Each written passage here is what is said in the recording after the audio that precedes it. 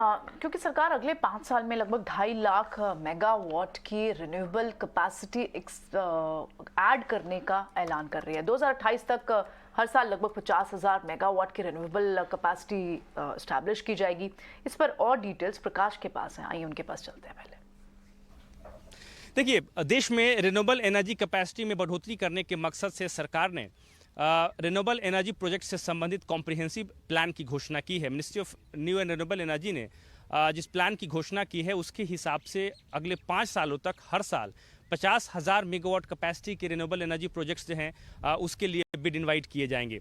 2028 तक 2.5 lakh megawatt capacity के जो रिन्यूएबल एनर्जी प्रोजेक्ट्स हैं उसके लिए सरकार बिड इनवाइट करेगी। इसका टारगेट ये है कि दरअसल ये इसलिए किया जा रहा है क्योंकि सरकार का मकसद ये है कि 2030 तक 500 गीगावाट रिन्यूएबल एनर्जी कैपेसिटी जो है उस टारगेट को हासिल करना है और उसी को ध्यान में रखते हुए सरकार ने ये प्लान तैयार किया है।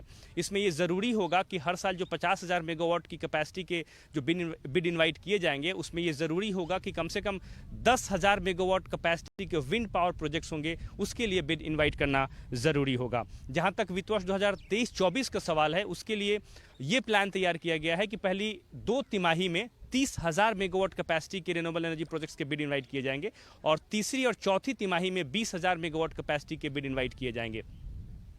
इसके अलावा अगर आप देखें तो सेकी, एनटीपीसी, एनएचपीसी और एसजेवीएन लिमिटेड जैसी जो कंपनियां हैं उनको इम्प्लीमेंटिंग एजेंसी के तौर पर नियुक्त किया गया है। ये कंपनियां जो हैं इन प्रोजेक्ट्स के लिए बिड इनवाइट करेंगी। इस वक्त अगर आप देखें तो देश में जो रिन्यूएबल एनर्जी कैपेसिटी है वो करीब 169 गीगावाट की है और जो टारगेट है 2030 तक वो 500 गीगावाट है। उसी को ध्यान में रखते हुए मिनिस्ट्री ने ये प्लान तैयार किया है और उम्मीद ये की जा रही है कि 2030 तक सरकार इस टारगेट को हासिल कर लेगी। बहुत बहुत शुक्रिया प्रकाश इस खबर को देते हुए। 2 स्टॉक इस समय बहुत ज़्यादा फोकस में है रिन्यूएबल्स को लेके। आपको ट्रेड और इन्वेस्टमेंट दोनों के लिए अपने पोर्टफोलियो का ध्यान बना सकते हैं और सुदीप के पास जाते हैं इसके लिए।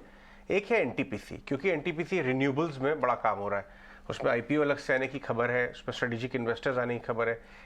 ये अपना एनटीपीसी को लेके आइए 1 मंथ, 6 मंथ, नीचे 170 वाला 176, ठीक है। और आप लेके आइए जेएसडब्ल्यू एनर्जी। ये कंपनी भी बहुत करीब है रिन्यूएबल्स में बड़ा काम करने के। 2-4-6 महीने में इनका काम अनाउंसमेंट्स भी आ सकते हैं। ये देखिए पिछले एक हफ्ते में ये स्टॉक 223 वाला 255 हो गया है। आप ये समझ लीजिए कि अभी ये चलना शुरू हुआ है बहुत ही कम दिनों में। सुदीप, दोनों के चार्ट चेक करके बताएं। अजय जी, अगर हम दोनों के चार्ट साइमल्टेनियसली चेक करें तो मेरे हिसाब से एनटीपीसी एक बहुत बढ़िया बेट है और थोड़ा सेफ स्टॉक है। बीइंग हाईएस्ट वेट जो हम सीपीएसई इंडेक्स में सबसे हाईएस्ट वेट एनटीपीसी का है और हम देख रहे हैं कि आज सीपीएसई स्टॉक्स में भी एक अच्छा मोमेंटम बना हुआ है पिछले 2-3 महीनों से। तो मुझे लग रहा है अगर दोनों में से अगर आप मुझे चूज करने बोले कि कौन से स्टॉक को हम शॉर्ट टर्म मीडियम टर्म के हिसाब से पोर्टफोलियो में भी रख सकते हैं और हम इत्मीनान से रह सकते हैं, तो मुझे लग रहा है वो एनटीपीसी है। और एनटीपीसी अगर हम देखते हैं तो एक रेंज में हमेशा ट्रेड करता है। जैसे अगर हम देखें दिसंबर 2021 से जुलाई 2022 तो 130 और 155 के रेंज में था, उसके बाद स्टॉक ने एक ब्रेकआउट दे दिया।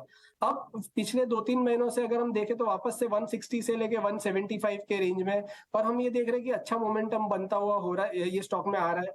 तो आने वाले कुछ हफ्तों में और कुछ महीनों में मुझे लग रहा है ये स्टॉक जब तक 163 के लेवल्स को होल्ड करता है तब तक स्टॉक हम 200-205 के लेवल्स के आसपास हम देख पाएंगे एनटीपीसी। तो एक बढ़िया सा investment as well as trading opportunity हमें एनटीपीसी में मिलेगा और थोड़ा ज्यादा सेफ्टी रहेगा ये दोनों स्टॉक्स के कंपैरिजन में। ये Delhi based real estate companies में कुछ हो रहा है। डिम्पी, मैक्स वेंचर्स आपकी दिल्ली की कंपनी है, मिड कैप स्मॉल कैप 15% ऊपर है, 12%। अनंतराज वहां भी जबरदस्त आज 130 मार दिया। आपने देखे सुदीप इनके चार्ट्स डेली बेस्ड, क्योंकि कैश बेस्ड स्टॉक्स है इसलिए मैं आपके पास ये बात बिल्कुल ठीक है क्योंकि हाँ, डिम्पी कुछ कह रहे हैं।